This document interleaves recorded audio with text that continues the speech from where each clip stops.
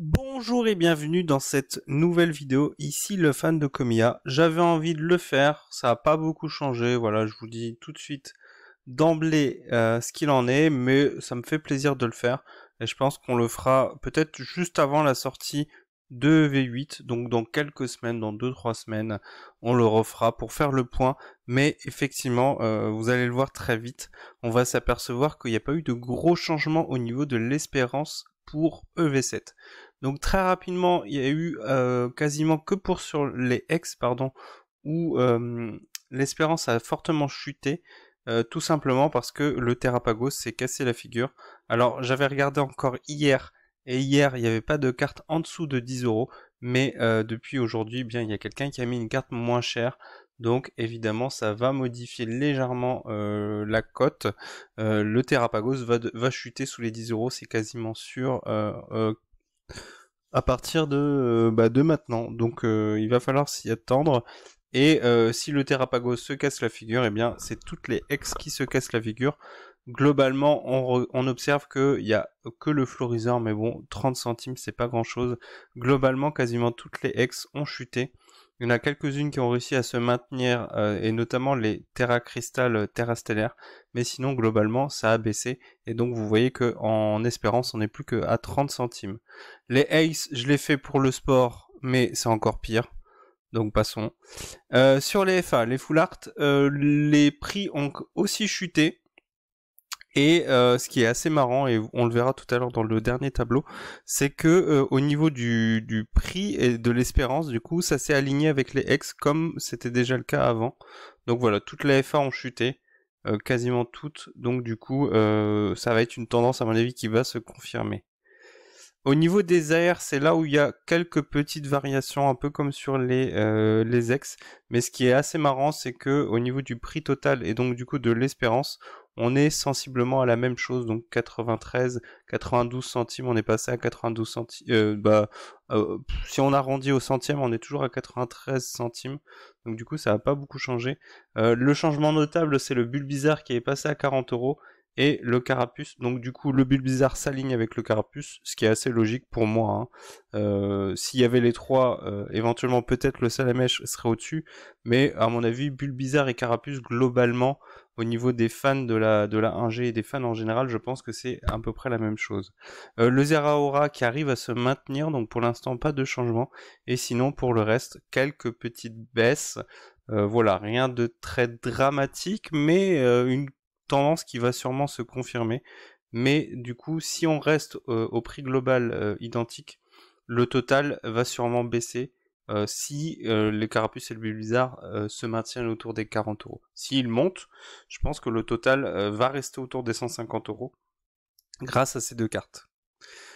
Au niveau des SR, pas de gros changements, quelques-unes qui ont augmenté en prix, peut-être que la demande est peut-être un peu plus forte que ce qui était prévu, donc c'est notamment le Pomme d'Orochi et Taro.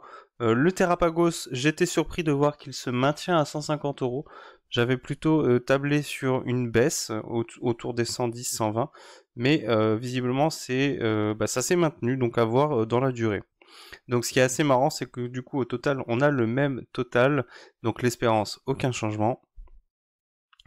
Et au niveau des gold, il y a très peu de changements, il y a quand même quelques baisses globalement, donc vous voyez le Terrapagos a perdu 2€, la BIM 0, même si c'est une carte qui va être jouée avec le Terrapagos, pour l'instant il n'y a pas encore l'effet, ou alors les gens se contentent de la carte classique et ne vont pas sur la gold, donc la gold a perdu 3€, donc au total il y a une légère baisse.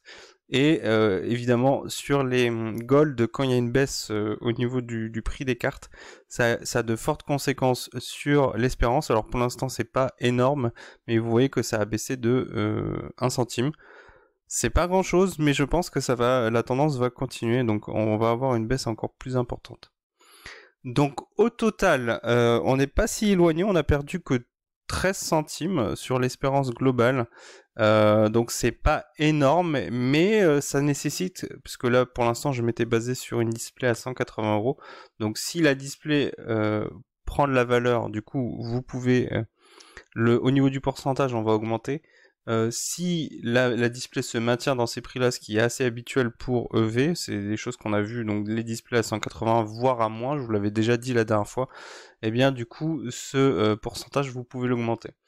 Mais du coup ce qu'on observe c'est une baisse, et si on devait le refaire, je pense une semaine, dans encore une semaine, je pense que la baisse elle continuerait, et donc on devrait arriver, je pense, d'ici un bon mois vers les 2 euros, peut-être 2,10 €, peut-être une baisse de 50 centimes ou de 40 centimes, ce qui serait quand même déjà assez fort, puisque là vous voyez qu'on a quand même quasiment perdu 3%, juste avec une baisse de 13 centimes. Évidemment, au niveau du pourcentage, ça va beaucoup plus vite qu'au niveau de l'espérance. Donc, mon avis, c'est que ça va baisser. Il y a peu de chances que ça augmente. Même si on avait dit que c'était une série agréable à ouvrir, parce qu'il y a moins de AR notamment, et que du coup, on voit que les AR ont un fort poids sur l'espérance, quasiment 50%, non, pas 50%, mais un bon 40% de l'espérance globale. La tendance sera sûrement à la baisse, vu que la demande risque de baisser avec l'arrivée de EV8. Donc je vais pas refaire le point tout de suite, enfin du moins je ferai pas une vidéo tout de suite.